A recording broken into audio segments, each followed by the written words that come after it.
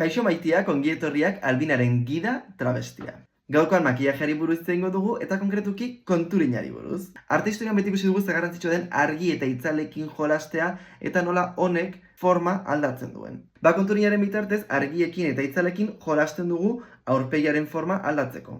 Ohikoena izaten da hemen pomuluaren azpian itzal bat sortzea, volumen bat sortzeko hemen, hau da, hemen itzala sortzen badut, hau dirudi ateratago dagoela. Kolore argiekin argia sortzen dugu, ohikoa da ere hemen itzal bat sortzea, edo itzalen bitartez suduraren forma aldatzea edo ilusio bat sortzea. Kopetan ere ohikoa izaten da kopeta txikiagotzeko. Eta formaren arabera gauza bat edo bertze bat sortu dezakegu. Adibidez hemen txerren pomulo ikonikoa lortzeko kurba bat sortzen dugu hemen, matera txikiagotzeko beheruntz egiten dugu, eta aurpegia maskulinizatzeko adibidez asko markatzen dugu alde hau. Titiak, abdominalak eta bar ere sortu daitezke konturina erabiltzen.